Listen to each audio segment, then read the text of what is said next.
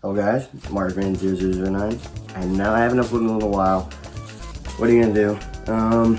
So I'm doing a G Fest haul video. I just got back maybe 30 minutes ago, and just figured to get this out of the way. So yeah, I had a great time this year, probably the best I ever had. You'll see my experience later in the vlog, so just wait until it comes out maybe today or tomorrow. Yeah, great time though. The figures this year were kind of, they were nice, but they definitely took a backseat in terms of, for me, but that's fine. So we'll start. So the first of the pre-fest, or pre-dealer's room buys, I guess, was from Oresik, one of two. First I have the SH Monster XXVIII 2002. I purchased this off him for $90, which is nice. I like this figure a lot. It does have some joint issues, like as you can see, but $90 for it, and it's a figure I've wanted for a little while. Not bad. It is dusty. You can kind of tell on camera. It did come with the box, so that's the first thing I got. The next thing I got was also from Oresik, but not. It's a weird story. It is the Toys Dream Project Meltdown Godzilla. Now, as you can see, it's incredibly yellowed and has no tag, and it's very dusty. It's like, why the hell did I buy this? Well, at one point this was mine back in 2019, and a year later or so, I sent it off to my friend Rado, or Michael Fernandez. He then shipped it to Cole, but I was like, on further inspection, I'm like, I liked this figure, so I traded for it back. I didn't trade for it, I bought it. This was $60 off Cole. I have the box for it and everything, so it's nice to have it back. I do have to dust it. This one always had a bad dust problem. I'm gonna have to really get into this one, even when I had it. But yeah, so that's Meltdown Godzilla. The third thing I bought is the Bandai 50th Anniversary Memorial Box Godzilla 1962. This was one of the only figures that came into G Fest I'm actually looking for. I saw on Instagram a few tables that were selling it, and was like, I need to get that. And I was walking around. This is the first figure I bought, by the way. We got a 5-in going to the dealer's room. He was there, 150 bucks. A lot of money, but I wanted it. It's a great looking figure. I can't wait to put him in it, set up and everything. It's probably my favorite figure that I've got. So yeah, 62 Godzilla. The next thing I got, I don't know what the table name is. I don't even know what the table name for that was, or for some of the other stuff I got. But I needed a 6-inch version of this design. He was there for really cheap, so I got it. The XXVIII USA GMK Godzilla, 30 bucks.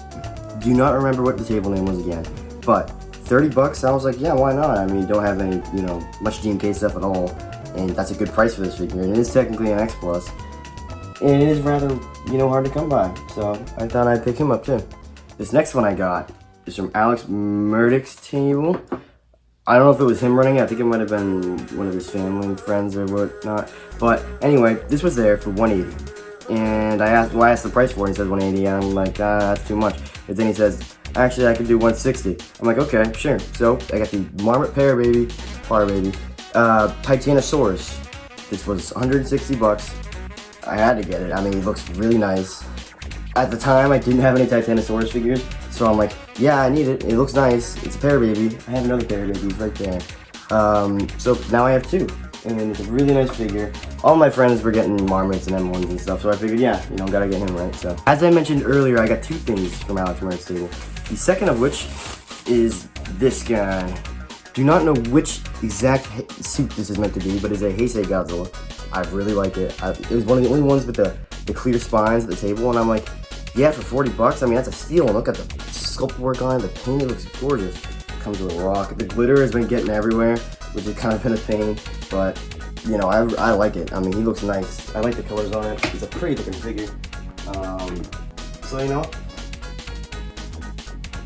it looks really good.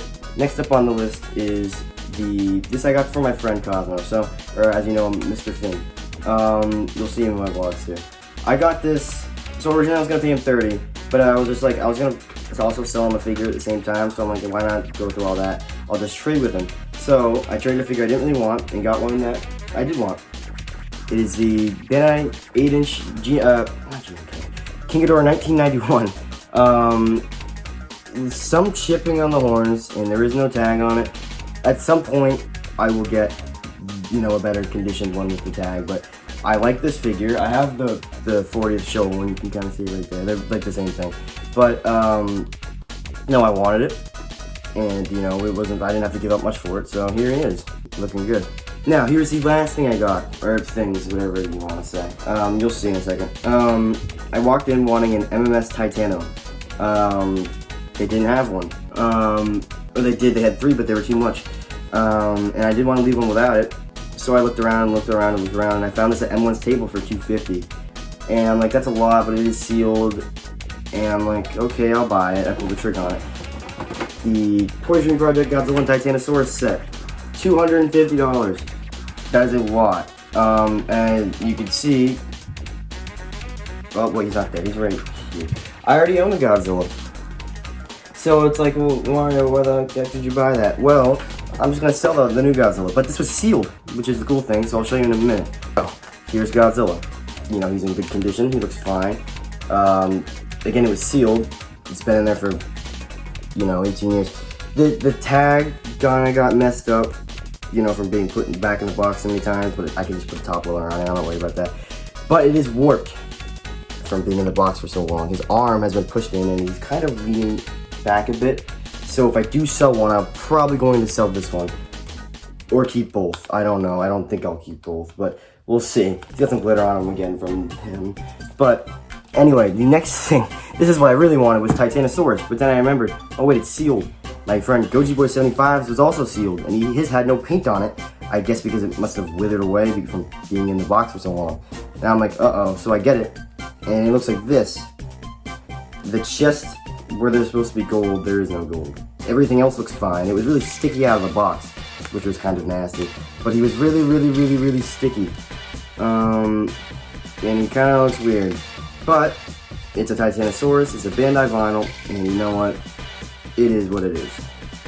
Do I wish I got an unsealed one? Because I think there was one. Yes. But I got the set. I might keep both. I might sell this one. I don't know. We'll have to see. But now I have to. So that is my G-Fest haul. This year was great. It was a blast. And I got some nice stuff too. I didn't get a ton. You'll see some of my other friends' hauls. Make sure to check us out on Instagram. Check us out on whatever, YouTube. And that's gonna do it for this video. See you guys.